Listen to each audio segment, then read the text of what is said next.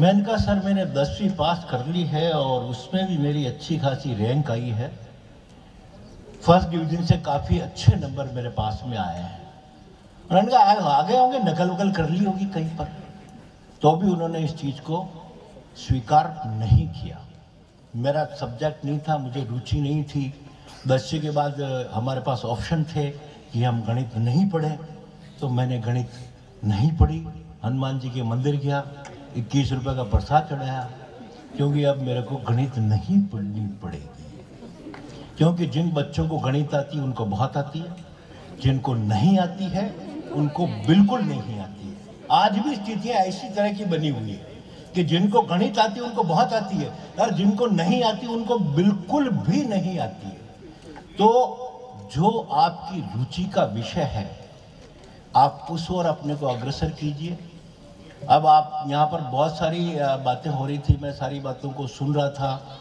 Industry के साथ राष्ट्रीय शिक्षा नीति के को किस तरह से हम को रिलेट करते हैं, क्या सारी चीज़ें करने वाले हैं।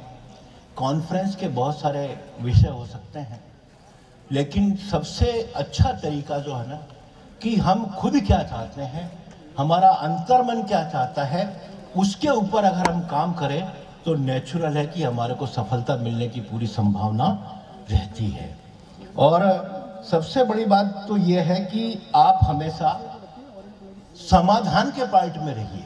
मैं एक मोटिवेशनल स्पीकर को पढ़ता हूँ, आप में से बहुत लोग उसके बारे में जानते भी होंगे। वो स्पीकर साहब ये कहते हैं कि जीतने वाले कोई अलग काम नहीं करते, वे हर काम को अलग ढंग से करते हैं। दूसरा वो आगे चल करके कहते हैं कि यदि आप समाधान का हिस्सा नहीं है तो आप खुद एक समस्या है।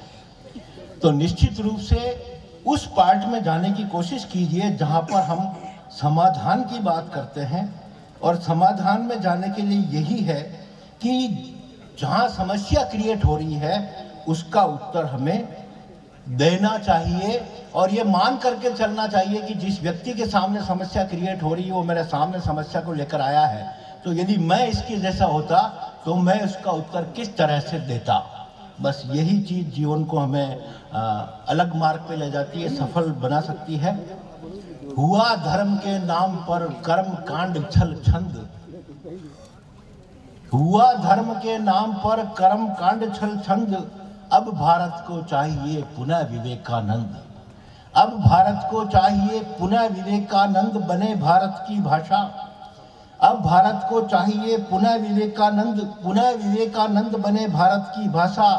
जन गण मन की सिर्फ यही तो है अभिलाषा, पर छल बल का दौर चल रहा बिना शर्म के, कितना अधिक अधर्म हुआ नाम पर धर्म के, कितना अधिक अधर्म नाम पर हुआ धर्म के।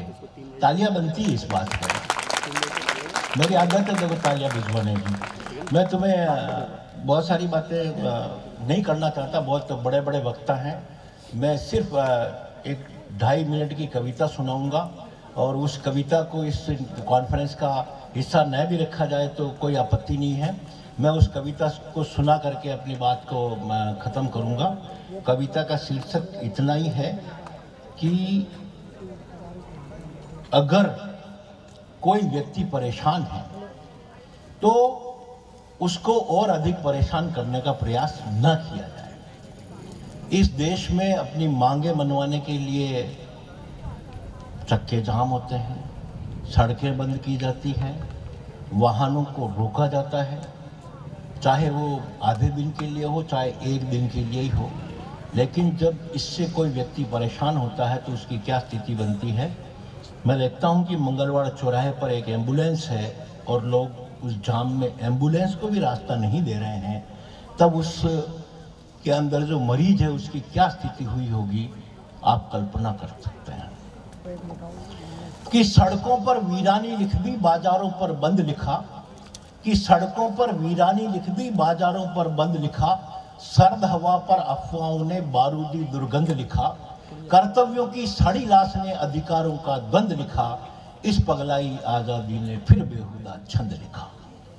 कि लिखा गगन पर काट छाट और तुलना लिख दी तारों पर, थोते समझौते लिख डाले, खून सनी तलवारों पर, अखबारों पर विश्वास लिखा और आंखें लिख दी अंगारों पर, दिल पर लिख दी मार काट और अमन चैन दीवारों पर। रिश्तों पर रिश्ता जहर लिखा था, जहर उसे मकरंद लिखा। इस पगलाई आजादी ने फिर बेहुदा छंद लिखा। बंद देखती बंद नजर ने एक बस्ती का नाम लिखा, चौराहों पर सन्नाटा और गलियों में कोहराम लिखा।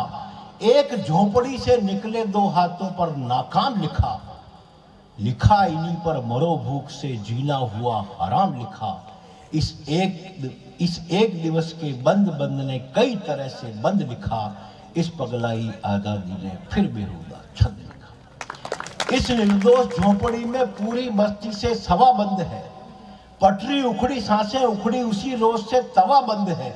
छप्पर जला दिया जिस दिन से ताजा पानी हवा बंद है। मट मेले कंबल में लिपटी बूढ़ी माँ की दवा बंद है। भूखी अकुलाती आंतों पर नन्हे हाथों ने मंद लिखा। इस पगलाई आजादी ने फिर बेहुदा छंद लिखा। और इन 4 पंक्तियों के साथ मैं अपनी बात को समाप्त करता हूँ। बहुत अच्छी पंक्तियाँ हैं, बहुत काम आती है और आजकल के दौर में बहुत सटीक भी है कि समय के शाम पट्ट पर ज्योति की अक्सर सजाना है, सवेरे तक खुद को चरागों सा जलाना है। अदब की पाठशाला में पहला सबक सीखा हमने यही, सुलगते पत्थरों पर पांव रखकर मुस्कुराना है, सुलगते पत्थरों पर।